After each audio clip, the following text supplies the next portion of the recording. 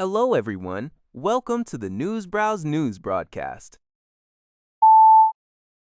NPR reports that Israel is currently engaged in intricate diplomatic efforts to resolve its three overlapping conflicts in Iran, Lebanon, and Gaza.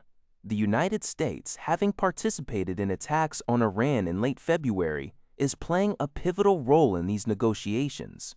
In Lebanon, President Trump announced a 10-day ceasefire between Israel and Hezbollah, following U.S.-mediated talks.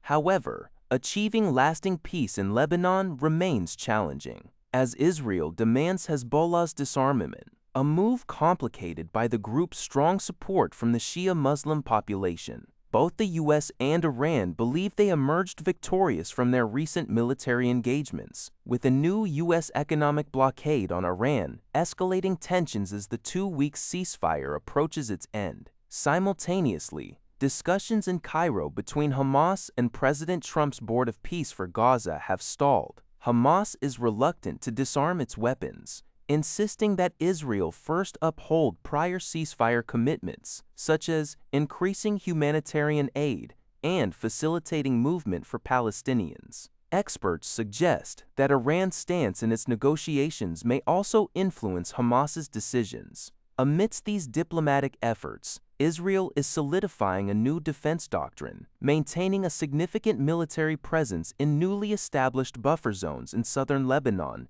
and potentially Gaza for months or even years, aiming to preemptively neutralize adversary capabilities following the 2023 Hamas attack. Deputy Prime Minister Gan Yong announced at the Semaphore World Economy Conference in Washington, D.C., that Singapore will adopt a balanced approach to AI governance. He stated that regulations would be neither too tight nor let the industry run wild, aiming to foster innovation while upholding public trust, drawing lessons from past global crises. Singapore's strategy involves initial sandbox environments for innovation, followed by the development of formal regulations once practices are established. This calibrated dynamic approach ensures flexibility as technology evolves. Regarding AI infrastructure, Mr. Gan highlighted Singapore's plan to invest over $1 billion in its National AI Research and Development Plan, focusing on solutions and deployment rather than solely developing frontier models. He acknowledged land and energy constraints for data centers, necessitating collaborations with neighboring regions like Johor and Batam for critical operations. Additionally, DPM Gan addressed the Middle East conflict, noting its negative economic impact, leading to slower than projected growth and higher inflation. He affirmed that major development plans, such as Changi Airport's Terminal 5, will proceed.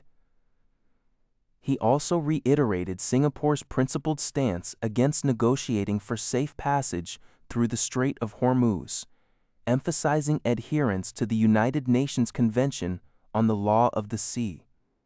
This news comes from CNA. According to the Liberty Times, the Czech Technical University, CZO, has developed an innovative drone technology that mimics bird flock flight for high-speed, agile, collaborative action. These new drones are designed for critical infrastructure protection, disaster relief, missing person searches, and power plant accident response. A key feature is their ability to operate without GPS signals and primarily utilize Czech-made components.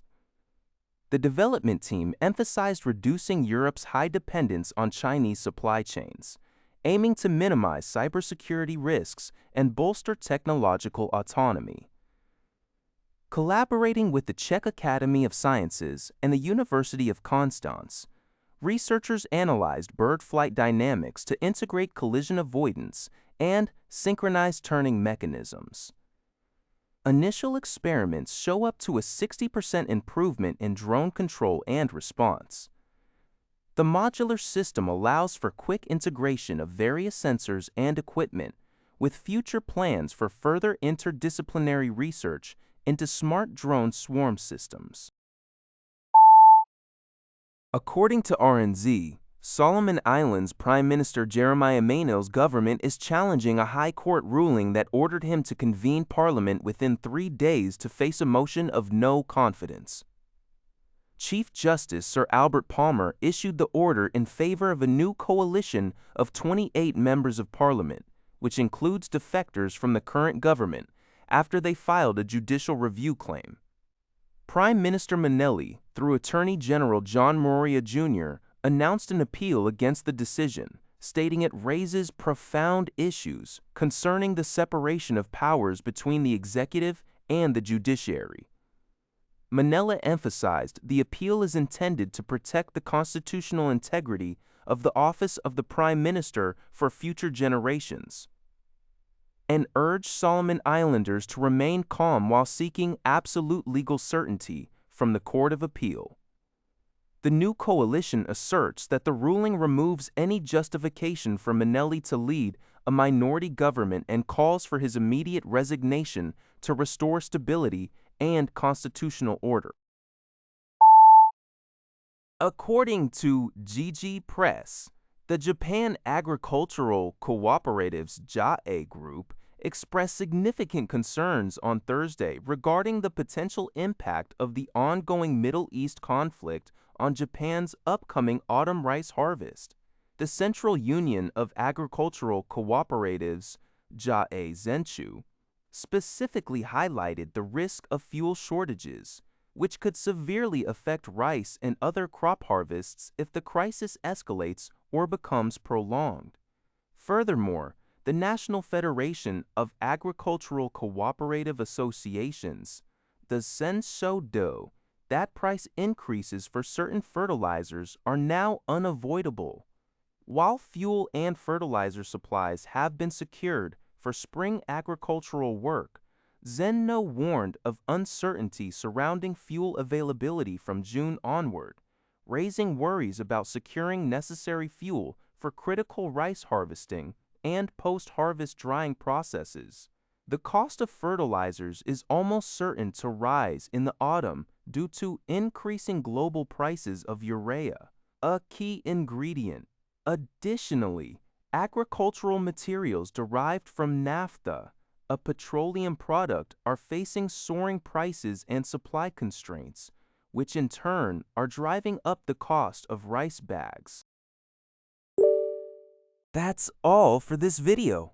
Thank you for watching. See you in the next video.